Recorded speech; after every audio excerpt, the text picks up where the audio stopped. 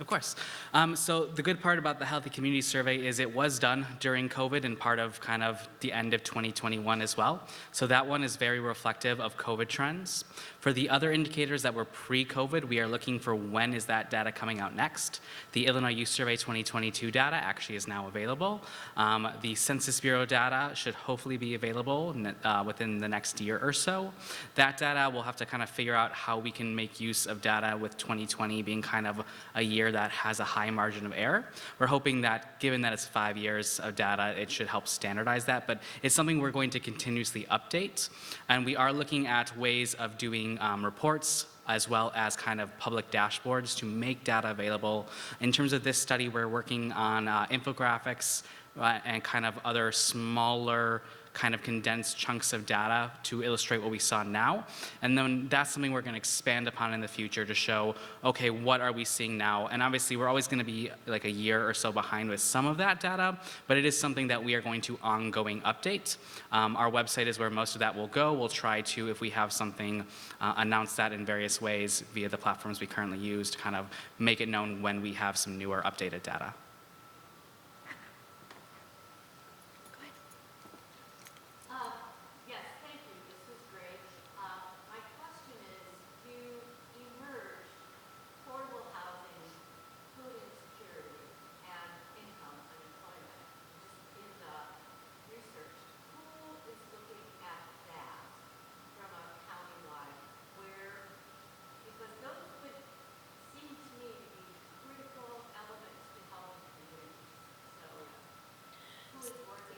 So our current obesity work group has objectives that are currently working on those issues. Is there someone specifically attached to affordable housing? That one, I don't have an answer for. Yeah. The other ones, the food insecurity and those, we are working on. Yeah. HUD might be working on it, but I'm not sure. HUD might be working on it, but I don't know. Yeah, but I don't know where. The community development department in the county does have affordable housing as a priority, and to the extent that they can facilitate access to the federal dollars, that is a deal. But it is a very big problem. Sure, I'm not suggesting that it's something that's going to be answered quickly. Go ahead. So I want to add on to the affordable housing question or thought process. Obviously, that old data, the climate, community climate, has greatly worsened, right, for access to affordable housing. So do you have any plans for a way to be able to look at that,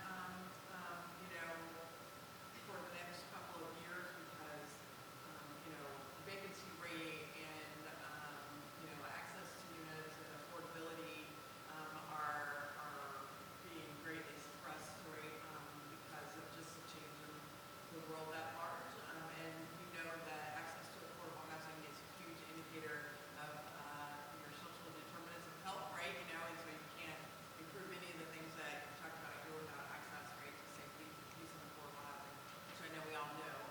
But trying to get a better handle on that, because it's not great, in this life, but I'm sure it's much worse currently today than even what information we have. Yeah.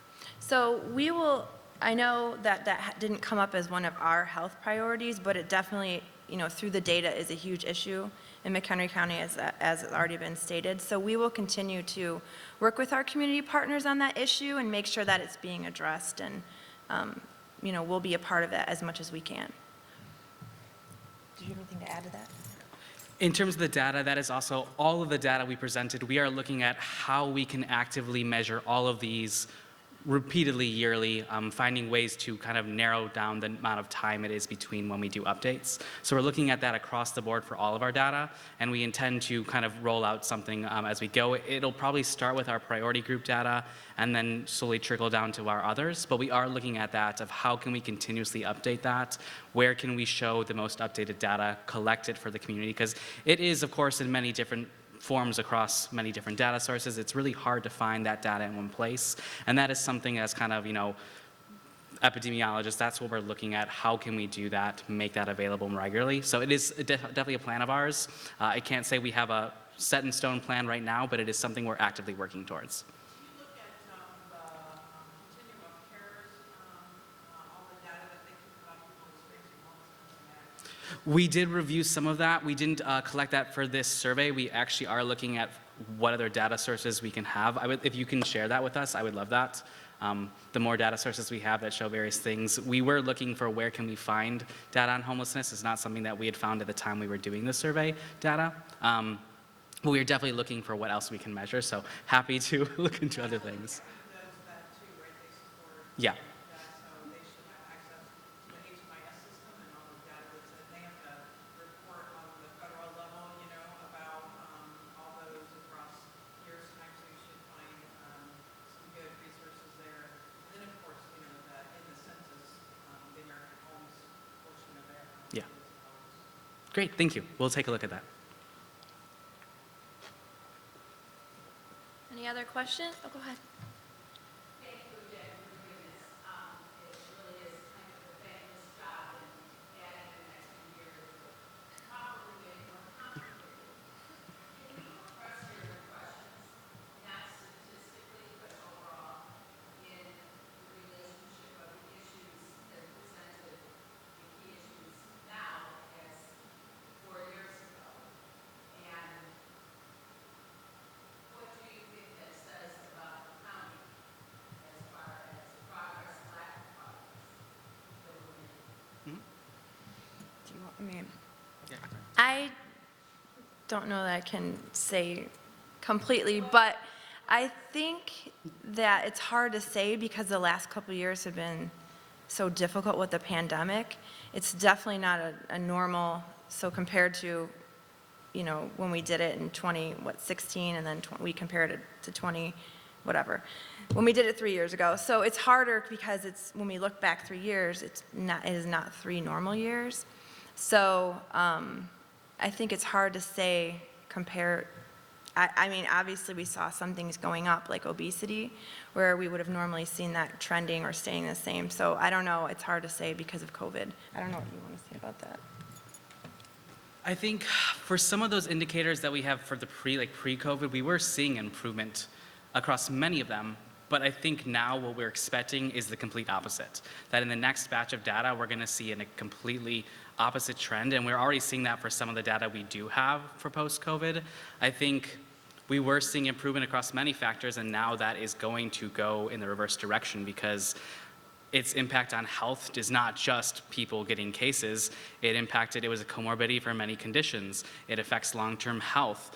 It affects the economy. I mean, there's going to be so many impacts with that I think, at least for the next bit of data we can collect, we're going to see worsening trends across many factors. And I'm hopeful that then we'll start to see improvement after that point as we're all addressing this. But I think we definitely will see, at least with pre-COVID and post-COVID, and that'll be something that it will be interesting to look at as we have more data available for pre-COVID and post-COVID of what has changed between those areas. How much did health actually go down? And I think at the state level, at the federal level, that's something that's going to be looked at too. So I think we'll see that, you know, across many different forms, what different agencies are seeing for that. Can I make a follow-up? Of course. That's a really good answer, and I think that's probably really accurate, what you're saying.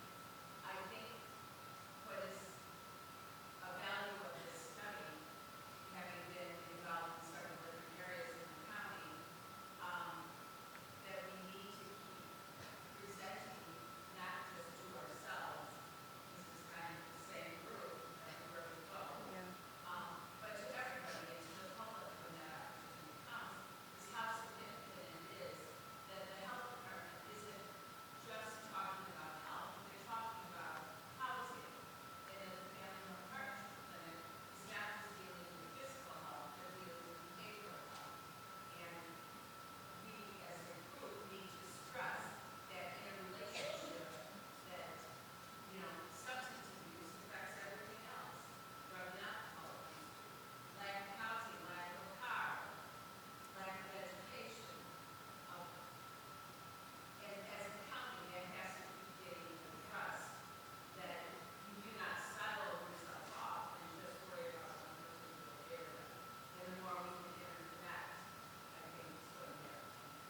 And your study helps address a lot of that. thanks, Bev. We're also looking at, with all of this, we're looking at all the social determinants of health, as you said, and we're gonna, be addressing those in those work groups too, because those are huge factors toward a healthy lifestyle, as we all know. So, thanks for bringing that up. Question. Go ahead. Yeah, and just to, I've been knocking on a lot of doors, talking to people, and people are not done with COVID. They still feel foggy. They're afraid to come out. Can we go out? Can't we go out? So, and anecdotally, older people are less likely to break that isolation, at least is what you're telling me. So, I think we're not out of COVID. We're coming out. Yeah.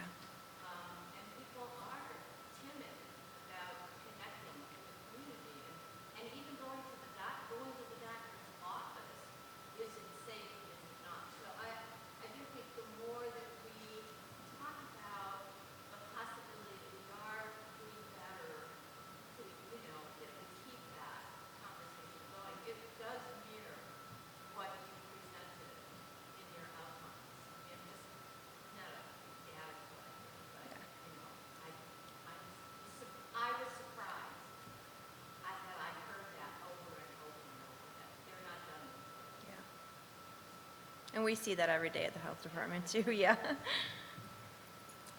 Anybody else? So will access to the actual report come after, like, VPH has approved it? Like, then we can get, like. Yeah, so then everything, I had initially put on the agenda that everything would be available on Monday.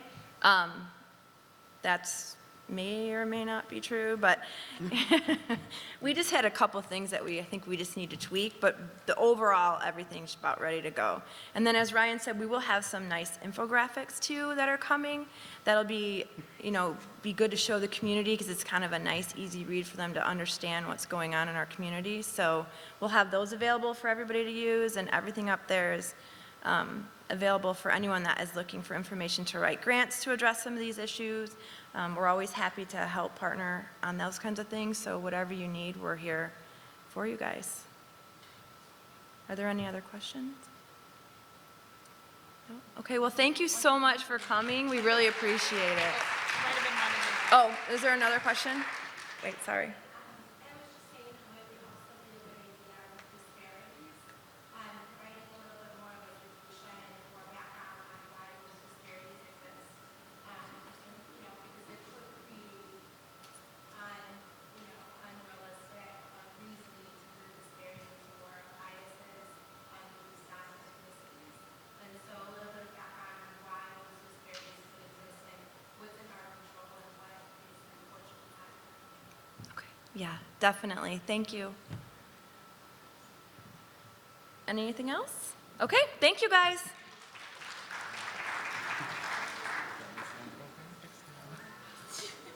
Let's not say they're gonna be nice. Let's aim low and shoot high.